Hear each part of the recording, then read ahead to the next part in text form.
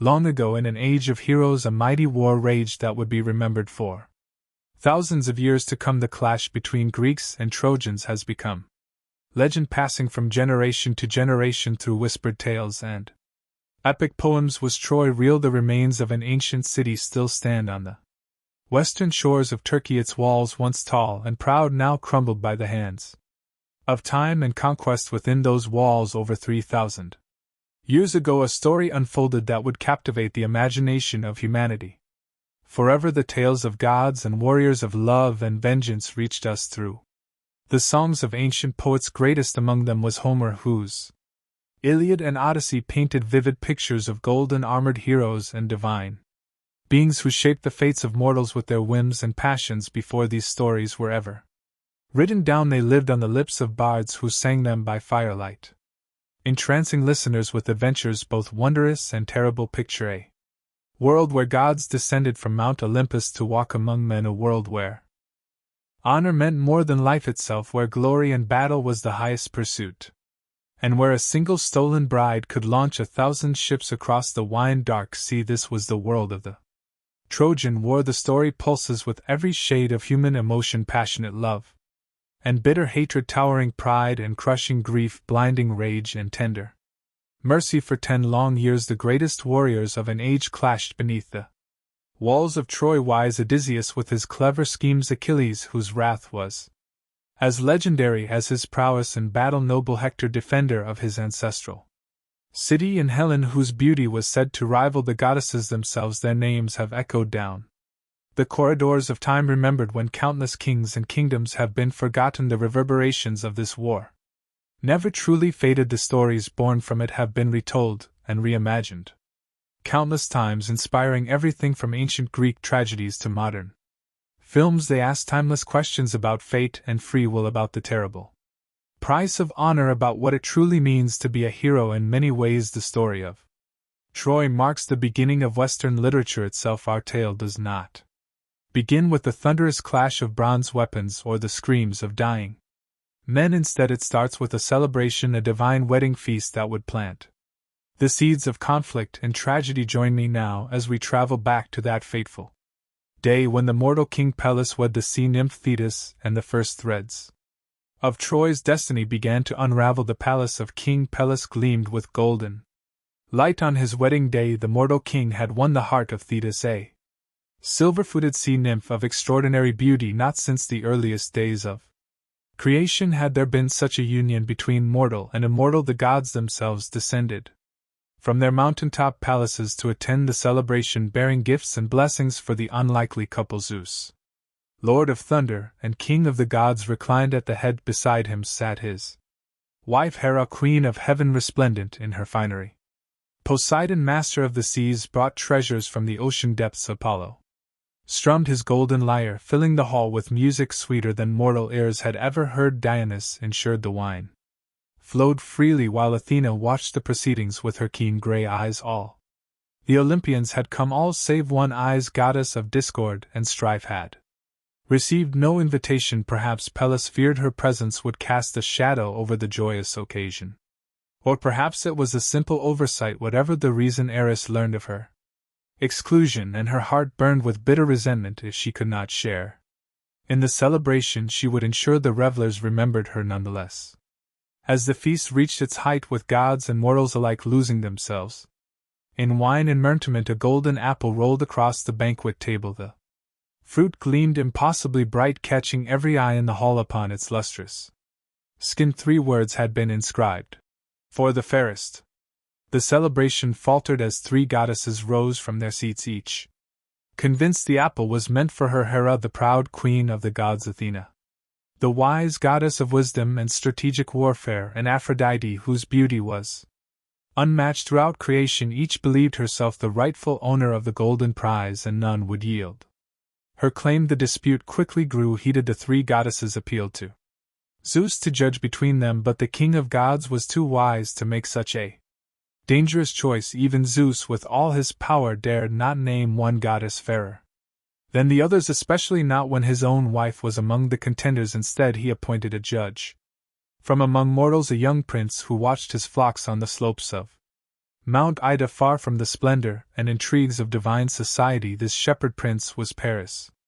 Son of King Priam of Troy, though raised among shepherds, Paris was actually born to royalty. Years earlier, his mother had dreamed that she would give birth to a flaming torch that would consume the city of Troy. The alarmed king had ordered the infant exposed on the mountainside, but fate had other plans. A kindly shepherd had found the child and raised him as his own. Now this forgotten prince, handsome and innocent of the world beyond his mountain pastures, would make a judgment that would shake the foundations of nations. Hermes, the fleet-footed messenger of the gods, led the three rival goddesses to the mountainside where Paris tended his sheep. The young man was startled by their radiant beauty, but the gods had given him the sight to behold their true forms without being consumed by their glory, each goddess eager to win the golden apple. Offered Paris a gift beyond mortal imagining if he would choose her. Hera spoke first, her voice regal and commanding. Choose me as fairest, she said, and I will make you a king among kings. You shall rule not just a city but an empire that spans the known world. Power will be yours and the respect of all men. Athena stepped forward next, her gray eyes gleaming with intelligence. Choose me, she offered, and I will make you the wisest of all warriors.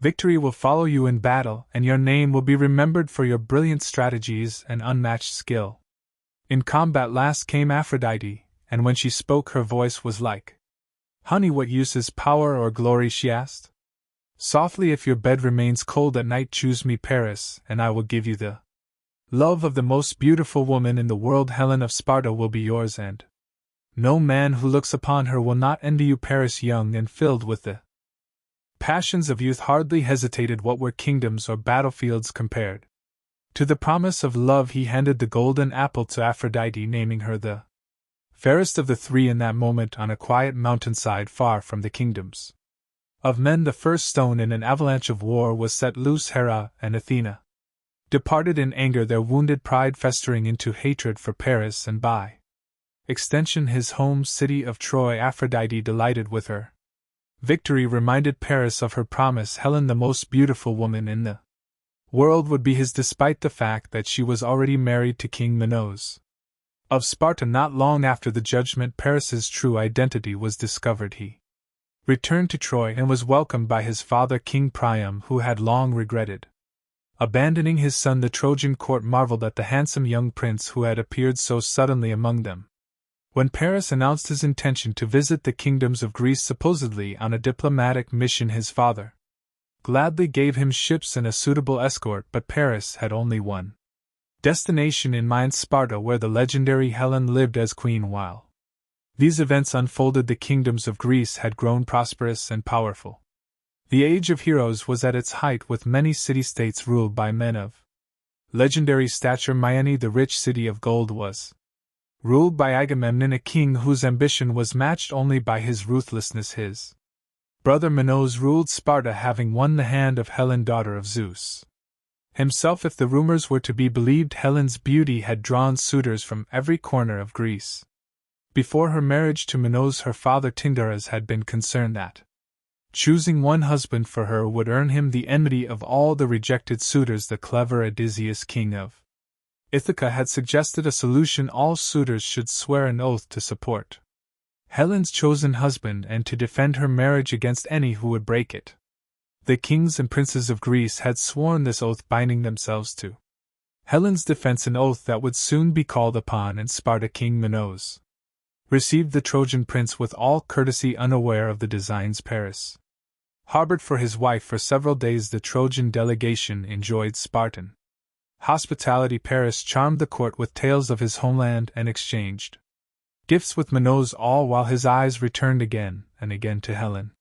Whether Helen fell in love with Paris, or was merely enchanted by Aphrodite's divine magic, or was taken against her, will the ancient sources disagree. What is certain is that when Minos was called away to attend funeral rites for his grandfather in Crete, Paris seized his opportunity as the Spartan king sailed away. Paris and Helen boarded a Trojan ship under cover of darkness, taking with them a considerable portion of Minos's treasure. By the time Minos returned home to find his wife and wealth gone, the Trojan ships were already crossing the wine-dark sea toward the distant shores of Asia Minor. The king's rage shook the very foundations of his palace. The abduction or elopement was not merely a personal betrayal but an insult to Greek honor. Helen had been claimed by a foreign prince, her marriage vows broken, and the sacred bonds of hospitality violated. Minos wasted no time. He sent messengers to his brother Agamemnon, the most powerful king in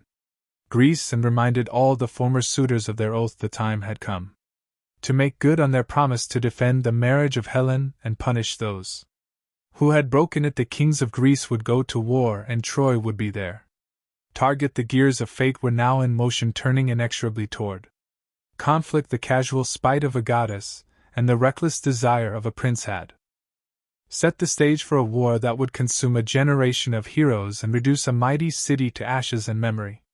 The waves parted before the prow of Paris's ship as it cut through the iron waters toward Troy. On the deck Helen stood wrapped in a sea-splashed cloak, her golden hair catching the sunlight. Behind her the shores of Greece receded into the mist. The homeland she might never see again. Was her heart filled with passion for the handsome Trojan prince at her side, or with regret for the life she had abandoned? The ancient storytellers could never quite agree. Helen's life had never truly been her own. Daughter of Zeus and Lear, or so the legends claimed, her beauty was not merely exceptional but divine, a gift and a curse that had shaped her destiny from birth. Even as a young girl she had been abducted once before, taken by the hero Theseus before her suitors rescued her. Now, as a grown woman and queen of Sparta, she found herself once again carried across the sea, a living prize in the games of men and gods. Paris, meanwhile, gazed toward the horizon with triumph burning in his heart. He had won what Aphrodite promised. The most beautiful woman in the world was now his companion. The treasure from Minos's palace would be a worthy gift for his father King Pride, but Helen herself was the true prize. In his youthful arrogance Paris gave little thought to the consequences that might follow. The gods had favored him, and that seemed enough. After days at sea, the coastline of Asia Minor appeared on the horizon. The great city of Troy stood proud on its hill, its mighty walls catching the golden light of sunset. As Paris's ship approached the harbor, word of the prince's return and of his extraordinary companion raced ahead to the royal palace. King Priam and Queen Hecuba received their son in the great hall of Troy, surrounded by their many children and advisors. Paris proclaimed Helen as his bride and displayed the treasure he had brought from Sparta, while some in the court murmured with concern about taking another king's wife. Many were simply dazzled by Helen's beauty. It was said that when she entered a room all fell silent, as if a goddess had descended among them. Not everyone welcomed the new arrival. Cassandra, Paris's sister, who had been blessed or cursed by Apollo with the gift of prophecy, cried out in horror when she saw Helen. Fire! She screamed. I see fire consuming Troy's walls. Take her back before it's too late. But Cassandra's fate was cruel. Though she spoke only truth, no one would ever believe her prophecies. The court dismissed her warnings as madness, as they always did. Hector, Paris's eldest brother and Troy's greatest warrior, was more measured in his concern. Brother, he said privately to Paris, have you considered what you've done? You've taken another man's wife, not just any man, but a king of Greece. Do you think Minos will simply accept this loss? Do you think his powerful brother Agamemnon will let this insult stand? Paris waved away these concerns. The Greeks are divided among themselves, he replied. Their kings quarrel as often as they feast together, and even if they do come, what of it? Has any army ever breached Troy's walls? Our city has stood for generations protected by the gods themselves. In the days that followed, Paris and Helen were formally married. According to Trojan custom, the people of Troy lined the streets to catch a glimpse of the legendary beauty. As she processed to the temple, some cheered the match as a triumph for Troy. Their prince had won a bride coveted by all Greece. Others, wiser perhaps, saw storm clouds gathering on the horizon. Meanwhile, in Sparta, Minos's rage had hardened into cold determination. The messengers he sent to his brother Agamemnon returned with promises of support as high king among the Greeks. Agamemnon began the process of calling in old alliances and reminding the former suitors of their sacred oath. For Agamemnon, the abduction of Helen offered something he had long desired, a reason to unite the fractious kingdoms of Greece under his command and perhaps to extend his power across the Iron. Helen and Paris lived as husband and wife in Troy for nearly a year before the first Greek embassy arrived.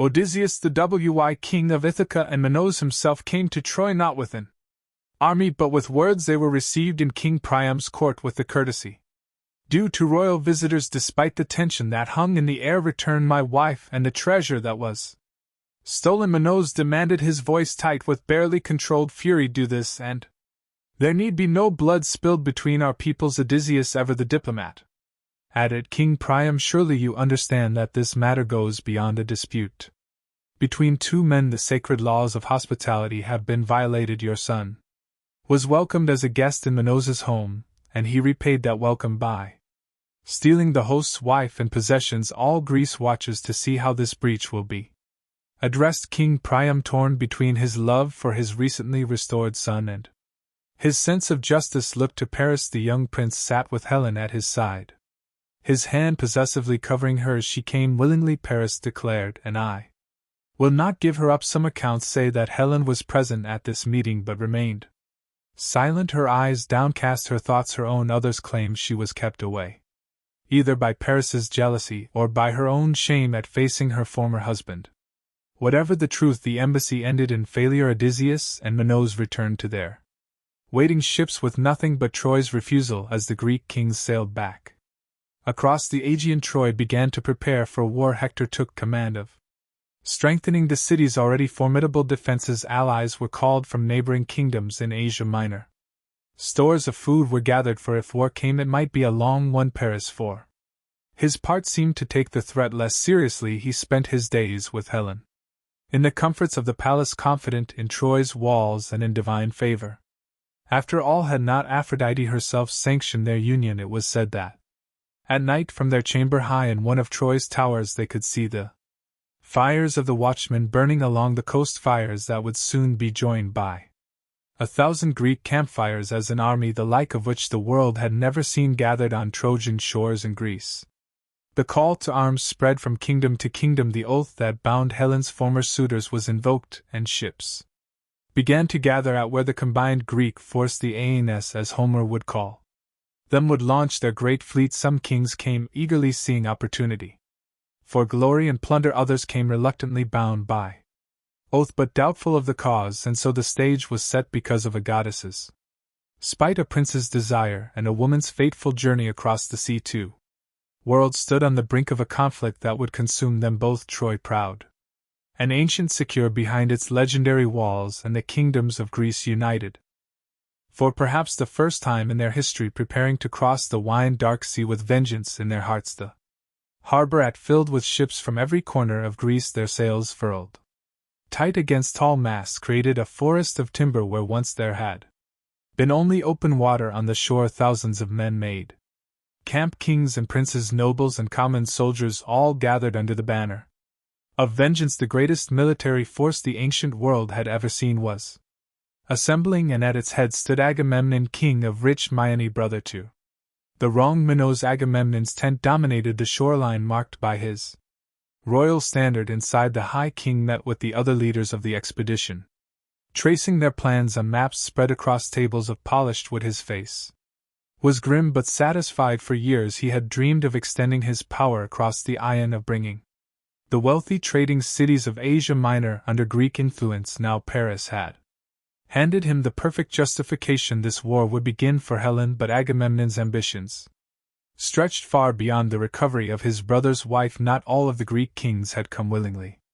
To some had tried to evade the call, reluctant to leave their kingdoms for what might be years of fighting on distant shores. Odysseus, the clever ruler of rocky Ithaca, had feigned madness when Agamemnon's messengers arrived. He had yoked an ox and a horse together to plow his fields and sown them with salt instead of seed, but Polymedes, one of Agamemnon's craftier allies, had placed Odysseus's infant son Telemachus in the path of the plow. Odysseus had swerved to avoid his child, proving his sanity and revealing his deception. Bound by his oath, he had no choice but to join the expedition, though his heart remained in Ithaca with his wife Penelope and their son. The greatest challenge was finding Achilles, the young warrior whom prophecy named as essential to Greek victory, son of King Peleus and the sea nymph Thetis, yes, the very couple whose wedding had set these events in motion.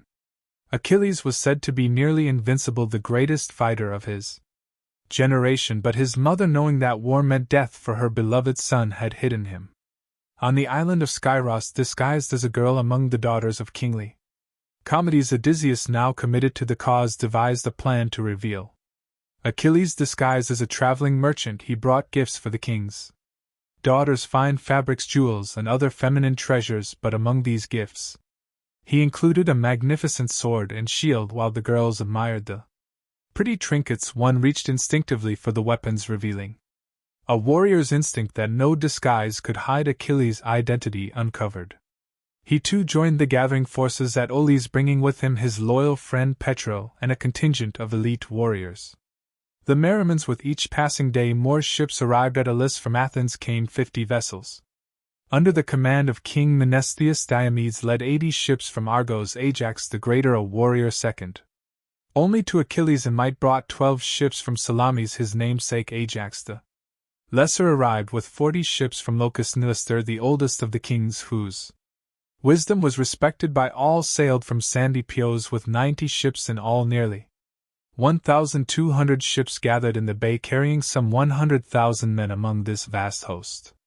Certain figures stood out. There was Philoctetes, who possessed the mighty bow of Heracles. Idem Dominus led the Cretan forces, his helmet adorned with boar's tusks in the ancient style. The healer Mcon and his brother Pedilius, sons of Asclepius, would tend to the wounded, and watching it all with keen eyes was Calchas the seer, whose prophecies would guide the expedition. Yet despite this unprecedented gathering of power, the fleet remained in harbor, unable to sail. For weeks the winds refused to blow. The waters of the bay lay flat as polished bronze, and the great ships sat motionless at anchor as days stretched into weeks. Discontent spread through the encampment. Some whispered that the gods themselves opposed the expedition, others suggested returning home before winter made sailing even more dangerous. Desperate for a solution, Agamemnon turned to Calchas, the expedition's prophet. The seer's face was grave as he delivered his message. Artemis, goddess of the hunt, holds back the winds. She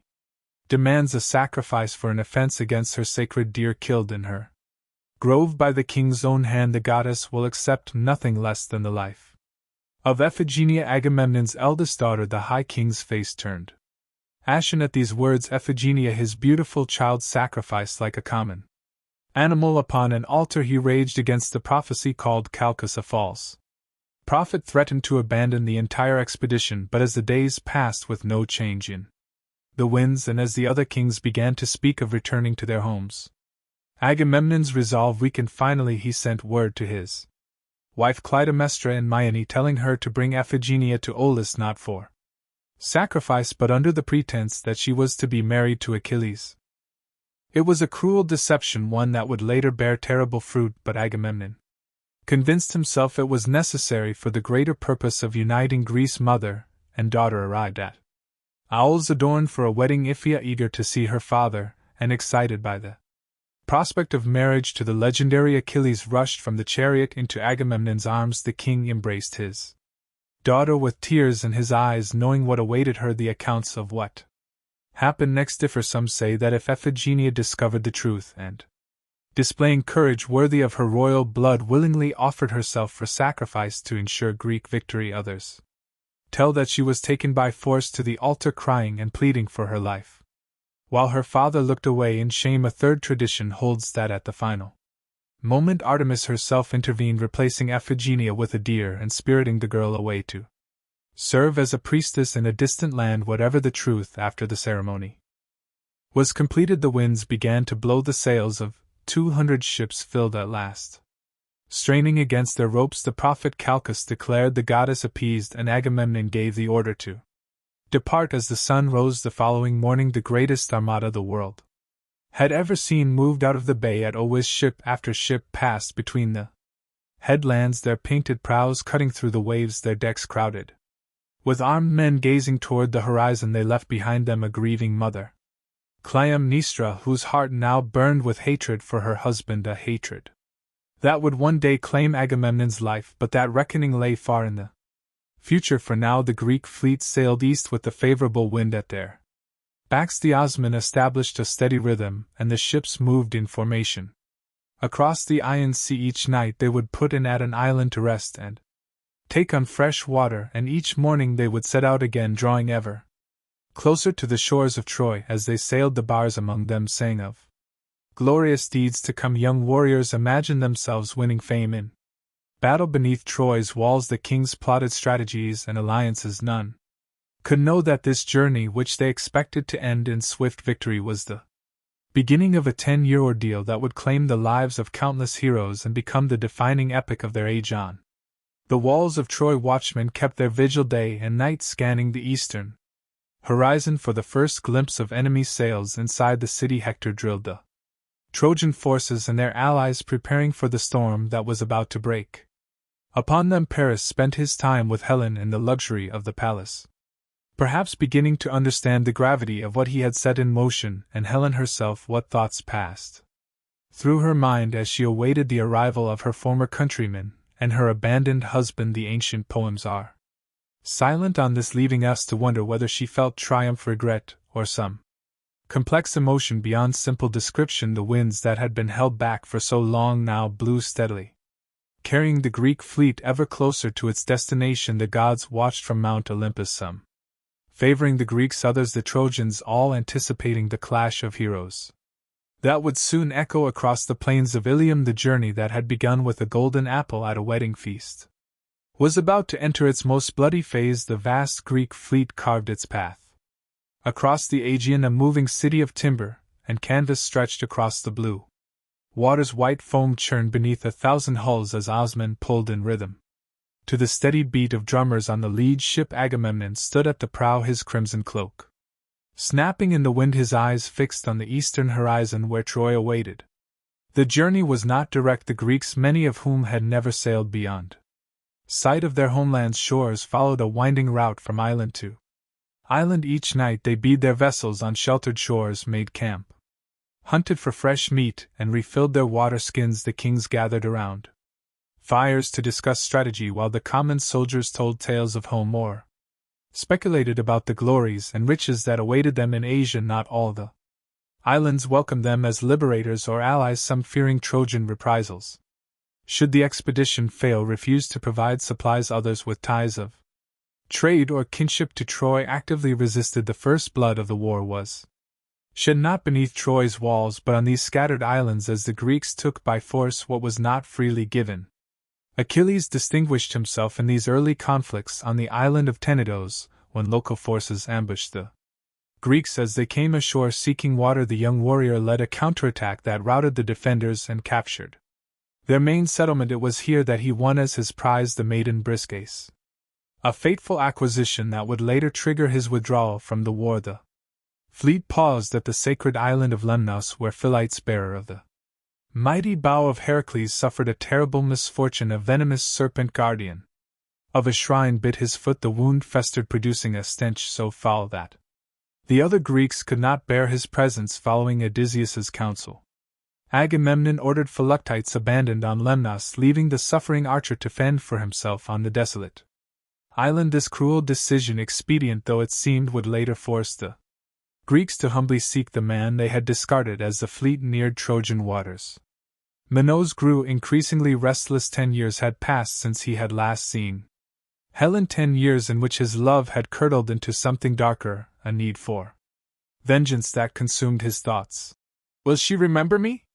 he asked his brother one night as they shared wine beneath the stars. "Will she still be beautiful, or has time dimmed what the poets called her God-touched radiance?" Agamemnon had no answers for these questions. His own thoughts dwelled not on Helen, but on Troy's rumored wealth and the glory that would come from conquering a city thought unconquerable. And perhaps in quiet moments his mind returned to Auls and the daughter he had sacrificed to reach this point, a memory he pushed away each time it surfaced before the fleet could reach Troy itself. An important question needed resolution: where precisely to land? Troy's immediate coastline offered few suitable beaches for landing such a massive force. Moreover, the Trojans would certainly be watching these approaches most carefully. Nestor, the oldest and wisest of the kings, advised caution: we should not announce ourselves with the full strength of our fleet. Let us send a smaller force first to secure a landing place and assessed the Trojan defenses. Odysseus agreed with this plan, but added his own counsel: before we commit to battle we should at least attempt to resolve this matter through diplomacy. Perhaps seeing our strength, Priam will return Helen and make reparations without the need for bloodshed. And so it was decided. A small advance fleet would proceed to the Trojan coast while the main force would temporarily hold position among the scattered islands offshore, hidden from Trojan scouts. Odysseus, known for his persuasive speech, would lead an embassy to Troy. Once a beachhead was established, the advanced ships led by Prothoileus of Phyllis approached the Trojan shore at dawn from hiding places among the coastal rocks. Trojan archers watched the Greek vessels drawn near as the first ship grounded on the beach and lowered its gangplank. A hail of arrows greeted the invaders. Prothoileus, eager for the glory of being first ashore on Trojan soil, leapt from his ship with shield raised. An arrow found the gap between his shield and breastplate, piercing his lung. He staggered forward 3 steps onto Trojan land before falling. In that moment he fulfilled an old prophecy that the first Greek to touch Trojan soil would be the first to die. Despite this inauspicious beginning, the advance force pushed forward, driving back the Trojan defenders and securing a large enough section of beach for the main fleet to land. Word was sent to Agamemnon, and soon the full Greek armada approached the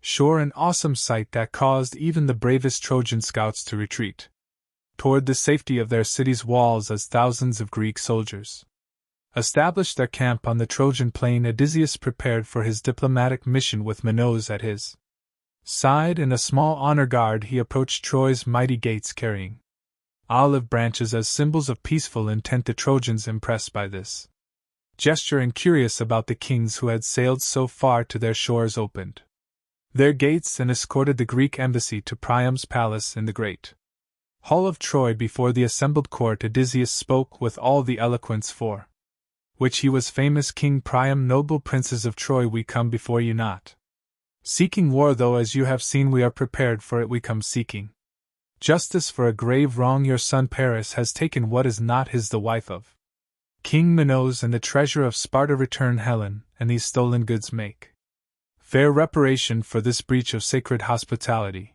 and we will depart in peace, leaving Troy unharmed. Minos then stepped forward, his eyes scanning the hall for Helen, but finding only curious Trojan faces. I speak not as a king now, but as a husband. Return my wife to me, whatever passed between her and Paris I am willing to forgive if she returns willingly. Troy need not suffer for the actions of one man. Priam, dignified in his advanced age, rose from his throne. You speak of justice and peace, yet you bring an army to our shores. Your ships blacken our coast from end to end.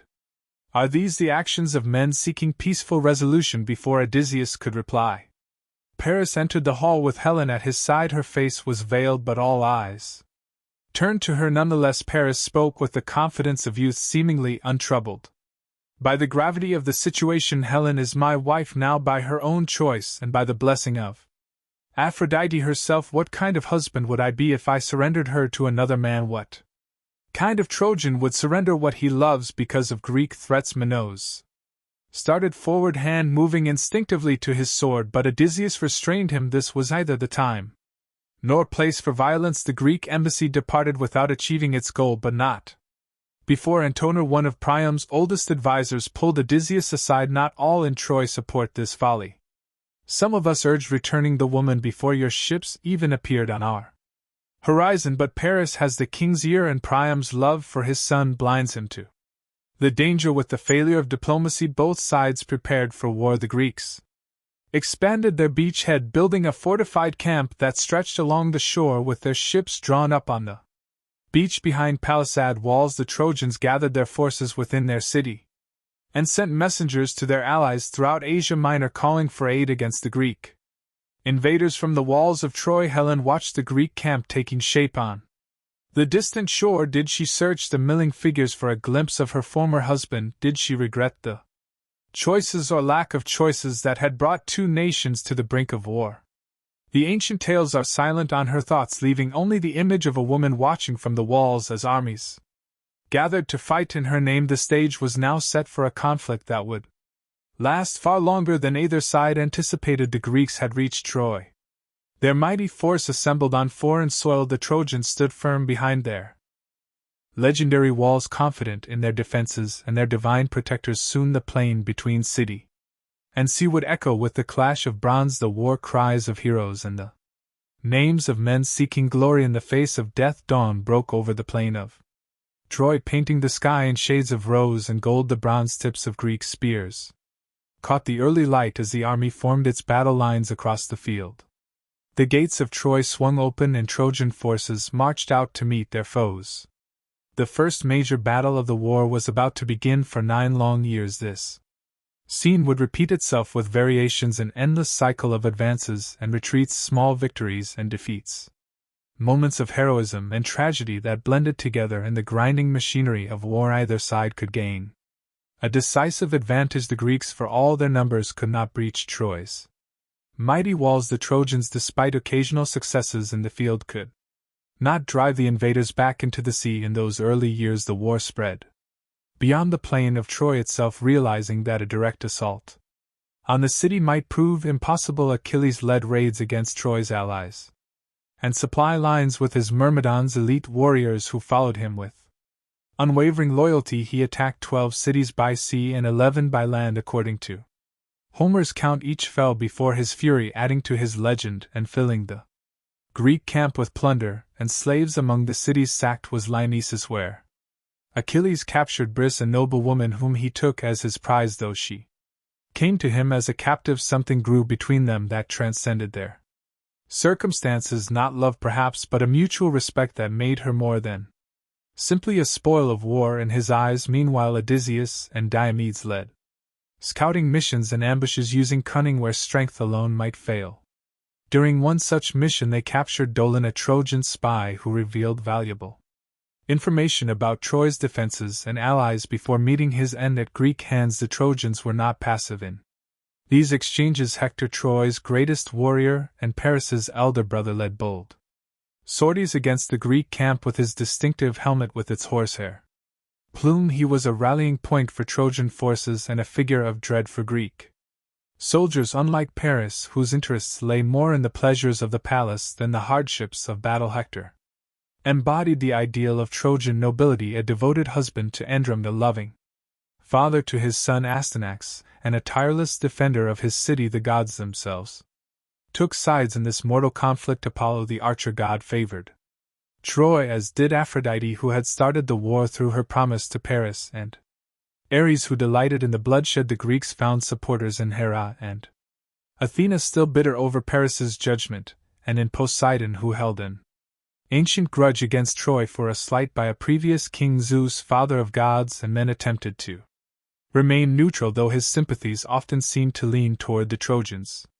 Divine intervention manifested in various ways. Sometimes a god would deflect an arrow meant for a favored hero or strengthen a warrior's arm at a crucial moment. At other times the immortals took a more active role, appearing on the battlefield in disguise to turn the tide of battle. When Aphrodite saw Paris losing a jewel to Minos, she wrapped her protege in a mist and spirited him away to safety, an inglorious rescue that did little for the prince's reputation among his own people. Life in the Greek camp settled into routines. Over the years the kings still met in Agamemnon's tent to discuss strategy, though increasingly these councils dissolved into arguments as frustration grew. The common soldiers built more permanent structures for themselves, accepting that this would be no quick campaign. They fished, hunted in the nearby hills, and held competitions to maintain their fighting edge during lulls in the fighting inside Troy. Conditions gradually deteriorated as the siege continued, while the city's massive grain stores prevented starvation. Fresh meat and produce became increasing luxuries, the constant state of alert war on civilians and soldiers alike. Children who had been infants when the war began were now old enough to train with wooden swords, preparing to take their places on the walls if the conflict continued much longer. Helen's position in Troy grew more complex as the years passed. Some Trojans blamed her for their suffering, whispering curses as she passed. Others, including the elderly King Priam, treated her with kindness, seeing her as a victim of fate and divine manipulation rather than the cause of their troubles. She spent hours on the walls watching the distant battles, sometimes called upon to identify Greek heroes for the Trojan Observers who had never seen these men in peacetime in the 8th year of the war, a potential turning point arrived with the appearance of Rheus, king of Thrace, who came to Troy's aid with fresh troops and magnificent white horses. A prophecy stated that if these horses drank from the river Xanthus and grazed on Trojan grass, the city would never fall. Learning of this through spies, Odysseus and Diomedes undertook a night mission into the Trojan camp. Under cover of darkness, they slaughtered the sleeping Rhesus and many of his men, then stole the prophetic horses before they could fulfill the conditions that would have made Troy impregnable. This pattern of raid and counter-raid of battle, followed by uneasy truce, might have continued indefinitely had not a fateful quarrel erupted in the Greek camp, a dispute between kings that would change the course of the war and lead to the deaths of its greatest heroes during a successful raid on a town allied with Troy. The Greeks captured two noble women, Chrysis, daughter of Chrysis, a priest of Apollo, and Briseis, who was given to Achilles after the sack of Lyrnessus. Agamemnon claimed Chrysis as his prize, but soon after a plague struck the Greek camp. Calchas the seer revealed the cause Apollo was punishing them for. Agamemnon's enslavement of the priest's daughter. Reluctantly, Agamemnon agreed to return Chrysis to her father, ending the plague, but the high king's pride demanded compensation. "If I must lose my prize," he declared before the assembled Greek leaders, "then I shall take one of yours."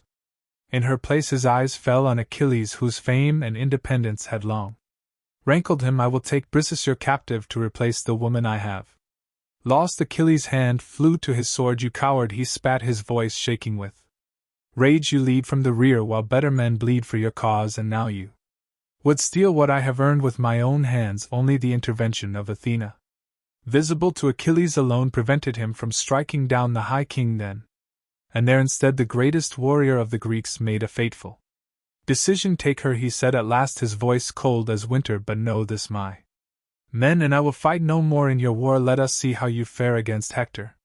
Without Achilles at your side, true to his word, Achilles withdrew to his tent and his ships, taking his myrmidons with him. For days he sat brooding by the shore, watching as the tide of battle turned against the Greeks, without his strength to tip the scales. The Trojans, sensing the Greeks' disarray, pressed their advantage. Hector led increasingly bold attacks, driving the invaders back to their ships. Without Achilles, the Greeks found themselves fighting for survival rather than victory. The war had entered a new and deadlier phase, one that would bring both sides to the edge of destruction as flames began to lick at the first Greek ships pushed burning toward the fleet by Trojan forces. The consequences of the quarrel between kings became clear. Pride and honor, the twin currencies of heroic society, had set heroes against each other just as surely as they had launched the war itself. Now, as the Greeks faltered without their greatest champion, desperate measures would be needed to reverse their failing fortunes. The stage was set for the central tragedy of the Trojan War, a chain of events that would begin with a friend's well-intentioned intervention and end with the deaths of the mightiest warriors on both sides. The wrath of Achilles, kindled by Agamemnon's insult, would soon consume the battlefield in fire more devastating than any the Trojans could bring to the Greek ships. Smoke darkened the sky above the Greek camp as more ships caught fire. Trojan warriors swarmed forward, emboldened by Hector's leadership and the conspicuous absence of Achilles from the battlefield.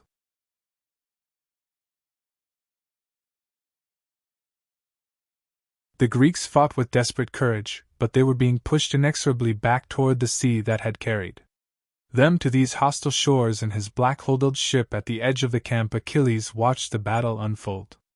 With stony indifference, his armor hung untouched on its stand. His legendary spear, which few other men could even lift, leaned unused against the wall. The great hero's wrath burned cold within him, a rage directed not at the Trojans, but at Agamemnon, who had publicly dishonored him by taking Briseis. "The Greeks are being slaughtered," said Paetua, Achilles' closest companion since childhood. "Our friends are dying while you sit brooding over an insult." Achilles' eyes remained fixed on the distant battle. "An insult, is that what you call it when a man takes what is yours by right of conquest, when he undermines you before all the army? No, my friend, this is not about a woman, this is about honor, without which a man is nothing." As the situation grew dire, Agamemnon finally acknowledged his error. He sent an embassy to Achilles' tent Odysseus Ajax and the old mentor Phoenix. Bearing gifts and promises of reconciliation, Agamemnon offered to return Briseis untouched, along with 7 tripods, 10 talents of gold, 20 bronze cauldrons, 12 horses, 7 women skilled in crafts, and 20 Trojan captives of Achilles' choosing.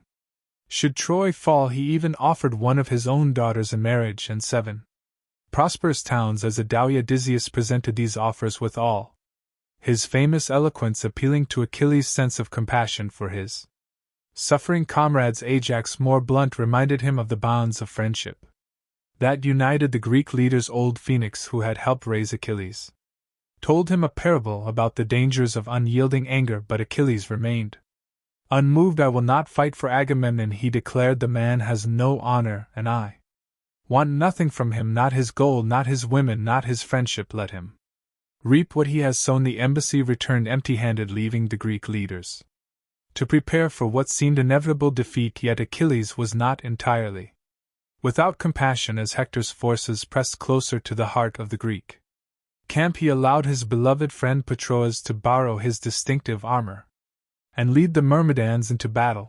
"Wear my armor," Achilles told him. "The Trojans will think I have returned to the fight and may lose heart, but listen carefully. Push them back from our ships, but go no further. Do not pursue them to the walls of Troy. The gods favor Hector within sight of his city." Patroclus agreed, though his heart was already racing with the prospect of glory. He donned the magnificent armor of Achilles, the gleaming breastplate, the greaves with their silver ankle clasps, the ornate shield, and most distinctive of all, the helmet with its horsehair crest that could be seen across the battlefield. The effect of his appearance was exactly as Achilles had predicted, seeing what they thought was the dreaded Achilles returning to battle.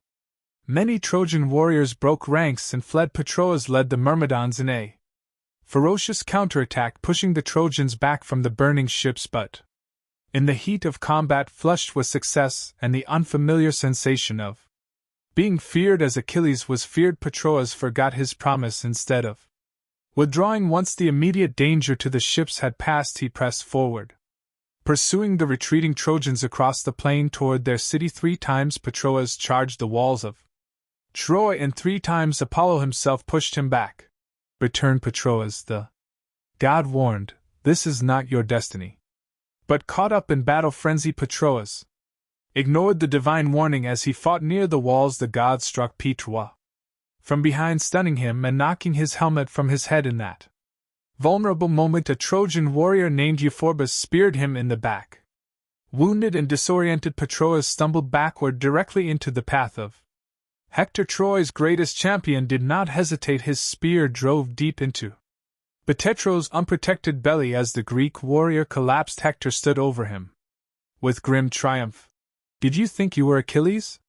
he asked.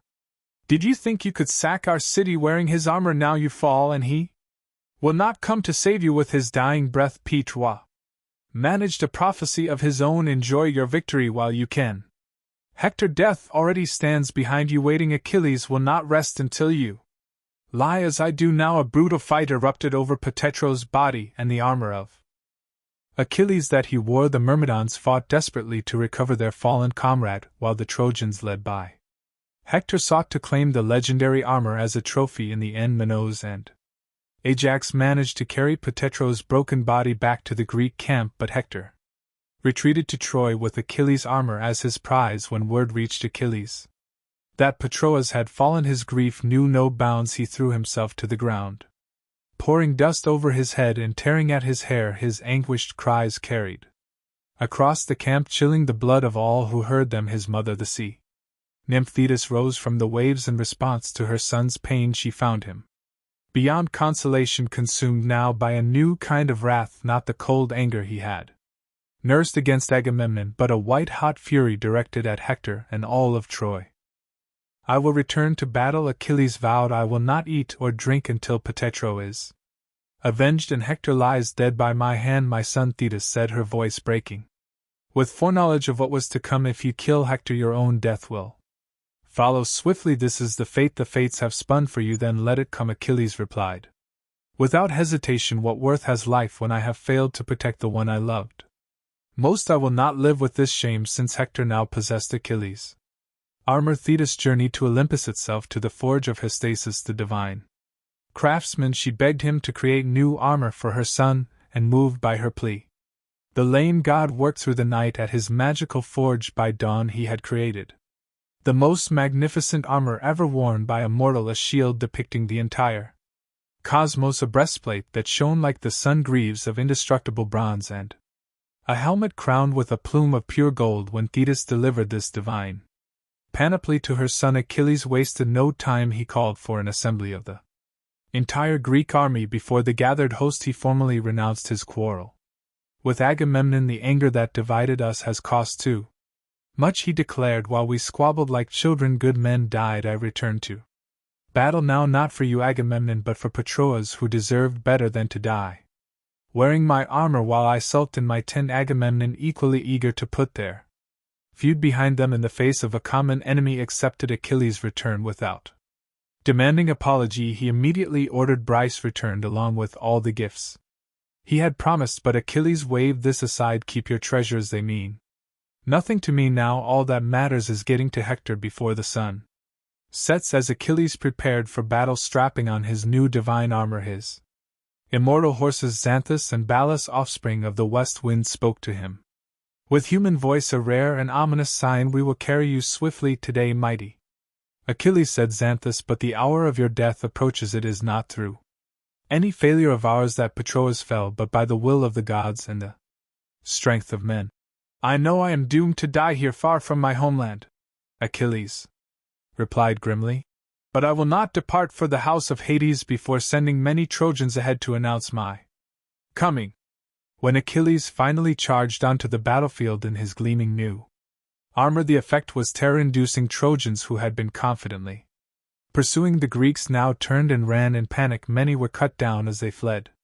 Others, in their desperation to escape, plunged into the river Scamander, where Achilles followed, slaughtering them in such numbers that the river god himself rose up in protest, nearly drowning the hero in his swirling waters. Only the intervention of Hephaestus, who sent fire to dry up the river's fury, saved Achilles from this divine wrath. Freed from the river's clutches, he continued his rampage across the plain, driving the surviving Trojans back to their city like frightened cattle at the gates of Troy. Only one man remained outside as the massive doors swung shut behind the retreating army. Hector, Troy's champion, waited alone to face the approaching storm. His father, King Priam, and his mother Hecuba pleaded with him from the walls to come inside to fight another day, but Hector stood his ground.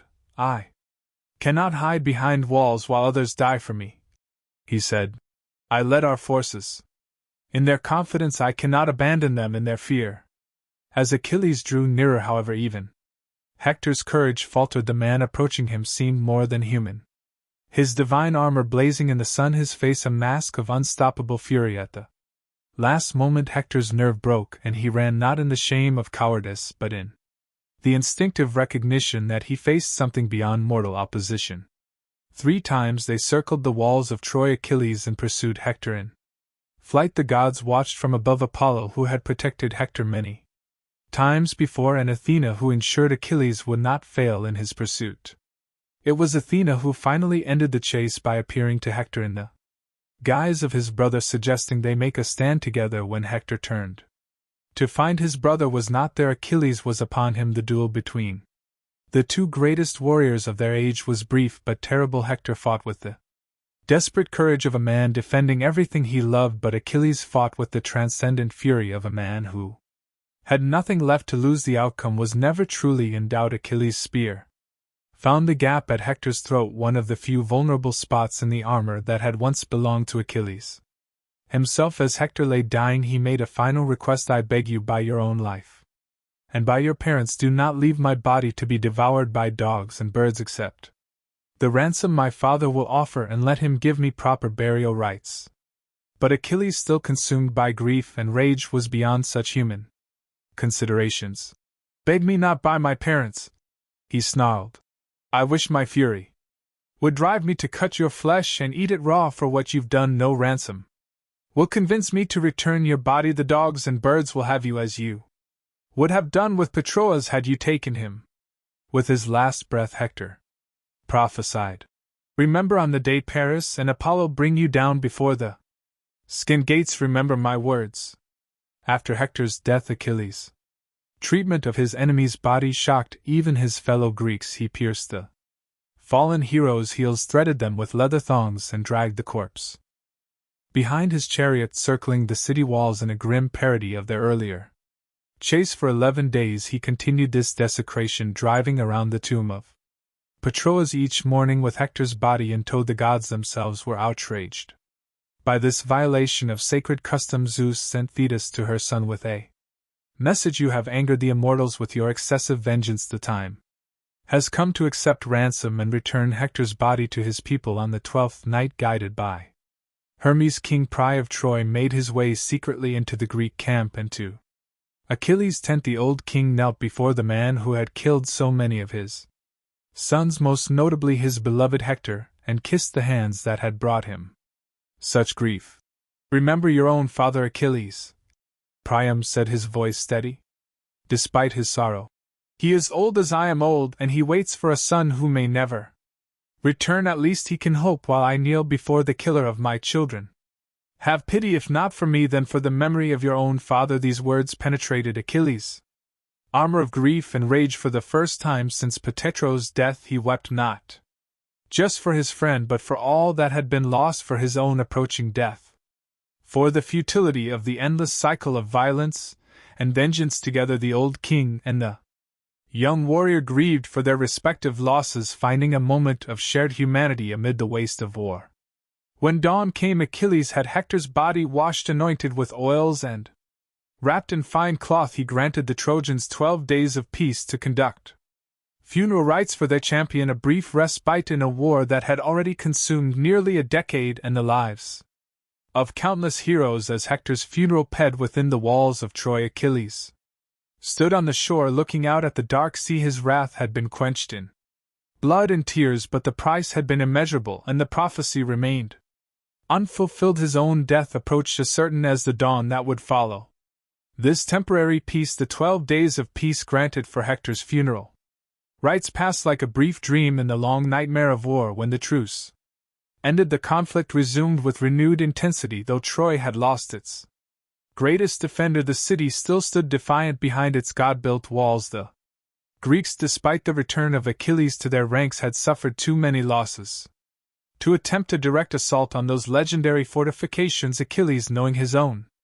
death was approaching, fought with a strange combination of fury and fatalism. Each morning he would arm himself in his divine armor. Each day he would cut down scores of Trojan warriors, and each night he would return to his tent, having survived another day despite the prophecy hanging over him. The tide of battle had turned decisively in the Greeks' favor, yet final victory remained elusive. In this deadlock, fresh heroes arrived to bolster Troy's defense. From the east came Penthelia, queen of the Amazon, leading a contingent of women warriors. As skilled and brave as any men, the Amazon queen sought glory and redemption. Having accidentally killed her sister during a hunt for a time, Penda and her Amazon brought new hope to Troy. They led several successful sorties against the Greek lines, with the queen herself displaying extraordinary prowess in battle. Achilles, who had been withdrawing from combat after each day's necessary bloodshed, found himself drawn back to the front lines by tales of this warrior woman's skill. Their eventual confrontation was as brief as it was legendary. Pansa fought with remarkable courage, even managing to pierce Achilles' divine armor with her spear, one of the few to ever wound the seemingly invulnerable hero. But in the end, Achilles' godlike strength prevailed as his spear found her heart. Their eyes met, and according to some accounts, Achilles fell in love with the Amazon queen in the very moment he killed her, as he removed her helmet, revealing her face in death. Some Greeks mockingly suggested that Achilles should take her body to his tent, implying a desecration worse than what he had done to Hector. Enraged by this disrespect toward a worthy opponent, Achilles killed the man who had spoken. Thetis, a common soldier known for his insolence. This act divided the Greek camp, with some feeling Achilles had overstepped by killing a fellow Greek over a fallen enemy. After the Amazon came another unexpected ally for Troy, Menon, king of Ethiopia, son of the dawn.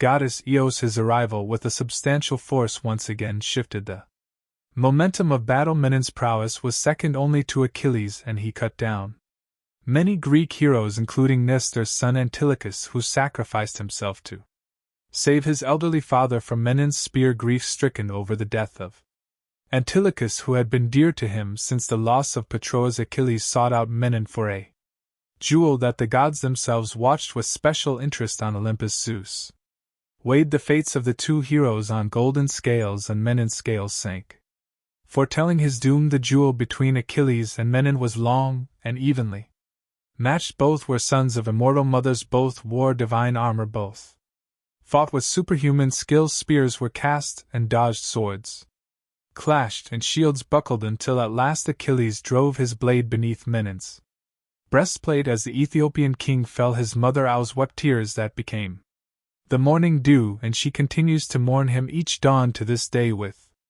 each victory, Achilles drew closer to his prophesied doom, even as the Trojans retreated toward their gates following Menon's defeat. Paris, who had started the war but rarely distinguished himself in battle, stood with Apollo at the scan gate as Achilles pursued the fleeing Trojans. Paris knocked an arrow to his bow. Apollo guided the shot to the one vulnerable spot on Achilles' body, his heel, which had not been dipped in the river Styx when his mother had sought to make him immortal as an infant. The arrow struck true, piercing the tendon that would forever after bear Achilles' name. The great hero stumbled, then fell, unable to believe that his end had come, not at the hands of a worthy opponent in fair combat, but from a distance, shot by the man whose actions had launched the war. As Achilles lay dying, Paris and the Trojans moved to take his body, but Ajax and Odysseus fought their way to their fallen comrade, driving back the enemy and recovering the corpse of their greatest warrior. The death of Achilles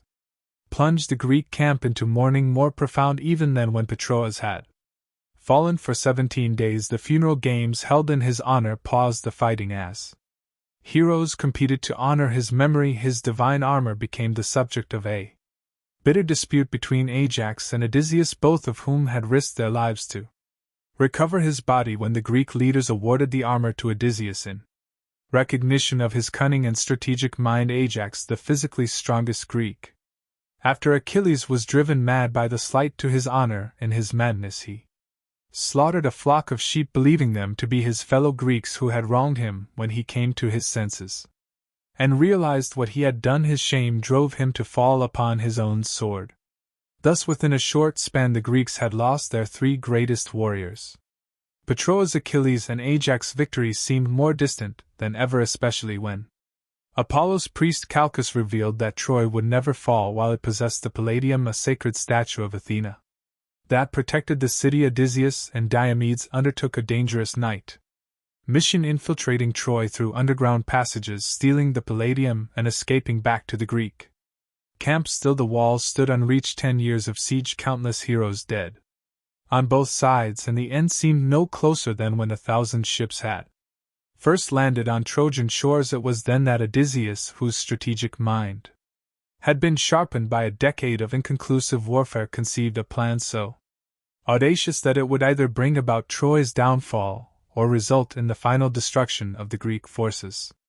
"We cannot defeat Troy through strength of arms," he told the assembled Greek leaders in Agamemnon's tent. "Their walls are impregnable, built by the gods themselves, but what if we could convince the Trojans to bring us inside those walls of their own?" Accord the plan that Odysseus outlined that night. The stratagem of the wooden horse would become the most famous military deception in history, a testament to the adage that when strength fails, cunning may yet prevail. Meanwhile, within Troy's walls the mood was cautiously optimistic. The death of Achilles had raised hopes that the siege might soon be lifted. Paris, elevated in status by his fortunate shot, strutted through the palace as if the war were already won, but his triumph was short-lived. In a skirmish outside the walls, Paris himself was wounded by a poisoned arrow shot by Philoctetes, who had finally been brought from Lemnos to the Greek camp after a prophecy revealed that Troy could not fall without Heracles' bow, which Philites possessed. The wound festered, and Paris in desperation sought out his first wife, the mountain nymph Uni, whom he had abandoned for Helen years before. Only she had the power to heal such wounds, but bitter over his betrayal she refused To help by the time she relented and rushed to Troy, Paris was already dead in her grief. Anon threw herself upon his funeral. Helen, who had been Paris's prize and the cause of so much suffering, was passed to his brother Deiphobus.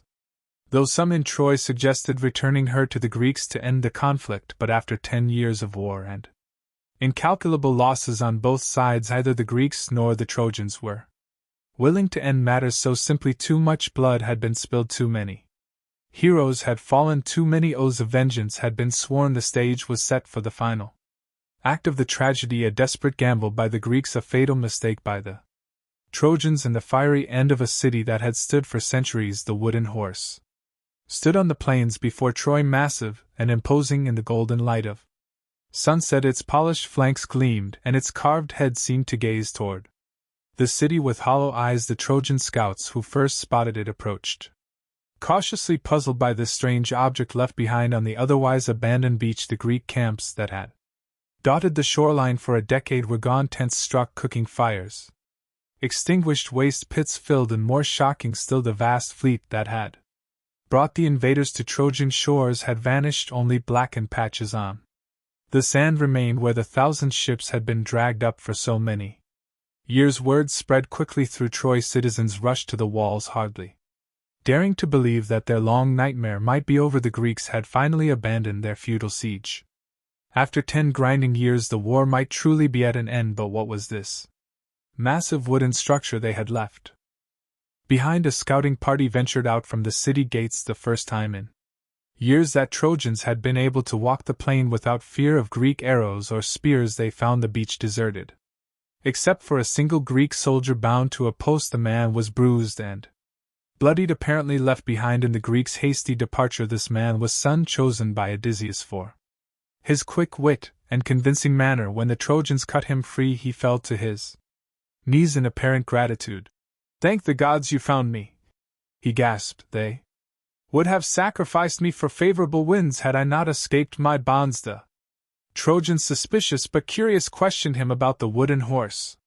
Sinan's tale was a masterpiece of deception crafted to play on Trojan pride and religious fears. "The horse is an offering to Athena," he explained, "built at Chalcis the prophet's instruction. The Greeks made it so large that you could not bring it through your gates, ensuring it would remain outside your walls, for there is a prophecy if the Trojans take possession of this offering to Athena, they will one day invade Greece and destroy our cities as you almost destroyed Troy. But if you damage the horse, Athena's wrath will fall upon Troy." The Trojans debated what to do with this strange gift as they escorted Sun back to the city. Some, like Thymoites, urged bringing the horse inside as a trophy of their victory. Others, more suspicious, suggested burning it or at least examining it more carefully. Laon, a priest of Apollo, voiced the strongest objections. Rushing down from the citadel, he cried, "Have you lost your minds? Do you really believe the Greeks have given up and sailed away?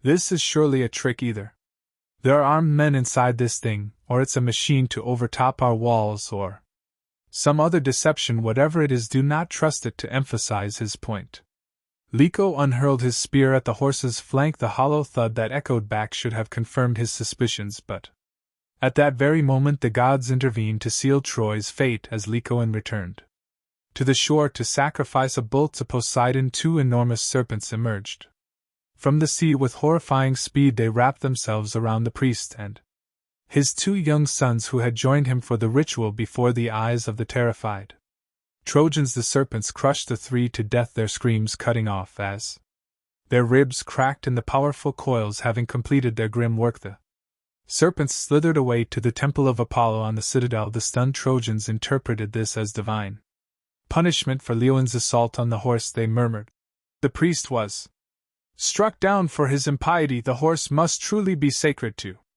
Athena."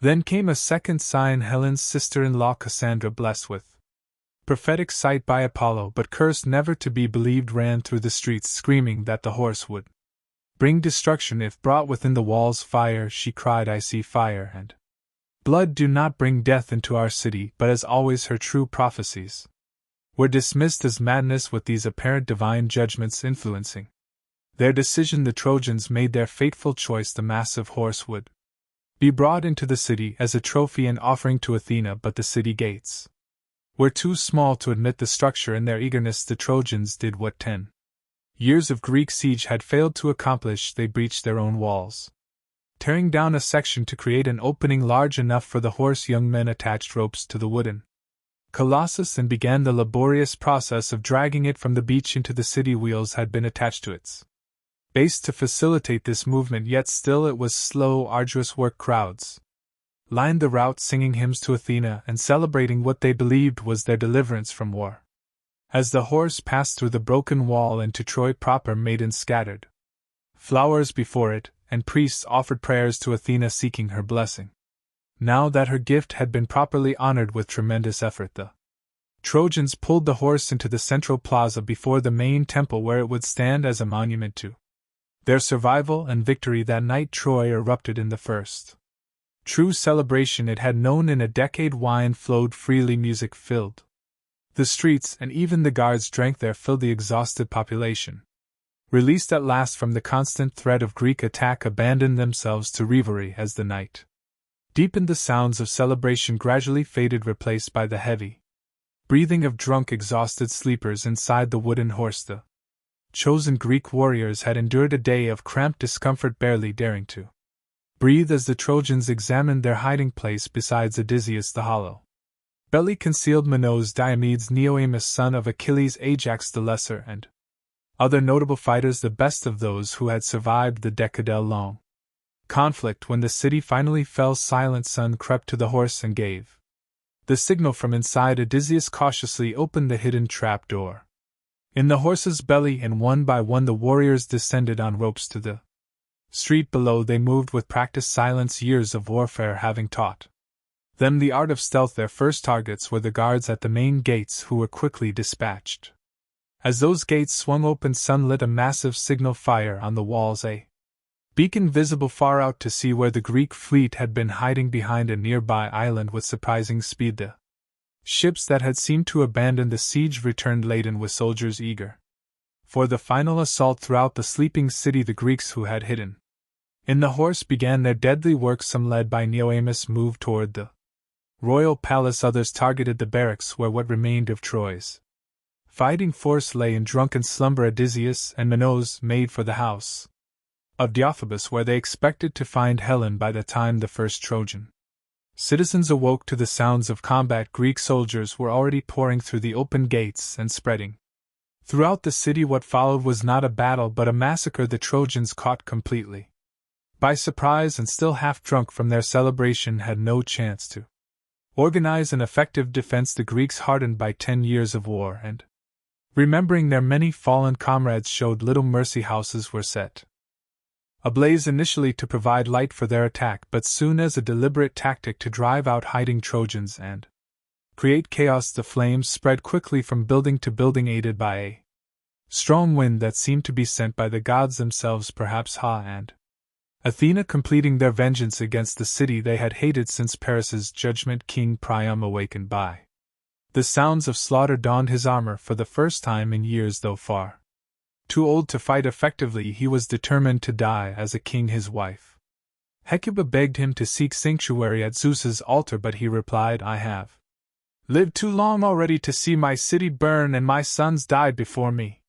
His end came not in honorable combat, but in sacrilege. Neoemus, proving himself more savage even than his father Achilles, pursued the aged king to the very altar of Zeus. There, as Priam clutched the sacred symbols of the god, the young warrior cut him down without hesitation or respect for the holy place, an act of impiety for which the gods would later demand payment. Throughout the burning city, similar scenes of brutality unfolded. Ajax the Lesser found Cassandra clinging to the statue of Athena, seeking sanctuary in the goddess's temple. Unmoved by the sacred location or the young woman's desperate pleas, he violated her beneath the very eyes of Athena's statue. The goddess, outraged by this desecration, marked Ajax for destruction in the house of Deiphobus, Paris's brother, who had married Helen after Paris's death. Minos finally confronted the woman who had been the cause, or at least the catalyst, of the entire war. Some stories say Helen had already betrayed her Trojan husband, signaling to The Greeks with lamps placed in the windows, others suggest she was as surprised as any Trojan by the night. Attack Minos burst into their bedchamber with his sword raised, intending to kill both his wife and her new husband. Deiphobus died quickly, but when Minos finally stood face to face with Helen, something unexpected happened. Whether it was her legendary beauty, her skillful pleading, or some remnant of the love he had once felt for her, Minos found he could not strike the fatal blow. Instead, he dragged her roughly toward the ships, declaring she would face judgment back in Sparta. As dawn broke over Troy, the destruction was nearly complete. The royal palace, which had stood for centuries, was consumed by flames. The temples were looted of their treasures. The streets were filled with the bodies of the dead and the cries of the dying. Those Trojans who had survived, primarily women, children, and the elderly, were being herded toward the beach like cattle destined for slavery in distant Greek lands. Among these captives was Andromache, widow of Hector. Her grief, already immeasurable from her husband's death, was compounded by unimaginable horror as she watched Greek soldiers take her young son Astyanax, Hector's only child, and throw him from the high walls of the city. The Greeks had decreed that no male of Priam's royal line could be allowed to live lest he grow up to seek vengeance for Troy. Hecuba, who had been queen of the wealthiest city in Asia, was reduced to a wailing captive, her white hair matted with the ashes of her burning kingdom. She had lived to see almost all of her many children die, Paris, Hector, and so many others fallen in battle, and now her daughters dragged away to slavery. In her overwhelming grief, some accounts say she was transformed into a howling dog, forever giving voice to her anguish. The fall of Troy was completed as the sun climbed higher in the sky. The Greeks gathered their plunder and captives on the shore, preparing to load them onto the waiting ships. The city continued to burn behind them, black smoke rising in a column visible for miles. A funeral for a civilization. Before departing, the Greeks performed funeral rites for their fallen and made offerings to the gods, some in gratitude, some in appeasement for the many impieties committed during the sack of the city. Agamemnon claimed Cassandra as his prize, a fateful choice that would eventually lead to his own violent end. Ajax the Lesser, having offended Athena with his treatment of Cassandra, refused to make proper sacrifices, boasting that he had triumphed despite the gods' will. Another act of hubris that would seal his doom. After 10 long years, the Trojan War was over. The Greeks had achieved their stated goal. Helen was recovered. Troy was punished, but at a terrible cost. Thousands of their countrymen lay buried in foreign soil. Those who survived were changed, hardened by war, and haunted by the atrocities they had committed, and for many the true hardships were just beginning. As the Greek fleet finally departed from the smoking ruins of Troy, they could not know what awaited them. The voyage home would prove as deadly as the war itself, for many storms sent by offended gods would scatter the fleet. Some ships would sink beneath the waves, others would be blown far off course of the heroes who had set out for Troy a decade earlier. Some would wander for years before seeing their homelands again, others would return only to find treachery awaiting them. Very few would enjoy peaceful ends to their days. The destruction of Troy marked the end of an age, the twilight of heroes, the closing chapter of a more mythic time when gods walked among men and mighty warriors performed deeds worthy of song. The bards would keep these tales alive for centuries, ensuring that names like Hector and Achilles, Odysseus, and Agamemnon would never be forgotten. And what of Troy itself? The city that had stood proud for centuries was reduced to smoldering ruins, its wealth plundered, its people enslaved or slaughtered. Yet even in destruction it achieved a kind of immortality. Though its walls were leveled and its towers toppled, Troy would live forever in the words of poets, a cautionary tale of pride and folly, of divine caprice and human suffering, of how a single act, Paris's seizure of Helen, could unleash consequences beyond imagining. In time, the ruins were buried under layers of earth. New settlements were built atop the old. The physical Troy disappeared, leading some to question whether it had ever truly existed. Was it merely a poet's invention, a metaphor, a legend? For nearly 3,000 years the location of Troy remained a mystery. Then, in the late 19th century, an amateur archaeologist named Heinrich Schellmann, guided by clues in Homer's text, began excavations at a site in northwestern Turkey called Heizlik. There he uncovered the remains of not one city, But 9 built one atop another through the centuries. One of these layers, now referred to as Troy 7, showed signs of violent destruction dating to approximately 1250 BC, roughly the time when the Trojan War is thought to have occurred. Whether this proves the historical reality of Achilles and Hector, of Helen and Paris, remains debatable. Perhaps the truth lies somewhere between myth and history, a real conflict expanded and embellished through centuries of oral tradition before Homer captured it in verse. What is certain is that the story of Troy continues to captivate us, to speak to something essential about the human experience: the terrible cost of pride, the futility of war, the power of love and hatred to shape destinies. The walls of Troy have crumbled to dust. The heroes have long since departed for the Elysian fields, and even the gods of Olympus have faded into memory, yet the echoes of that ancient conflict still resonate, reminding us that in our glories and our failings, in our capacity for both valor and savagery, we remain connected to those distant ancestors who fought and died beneath the walls of sacred Ilium.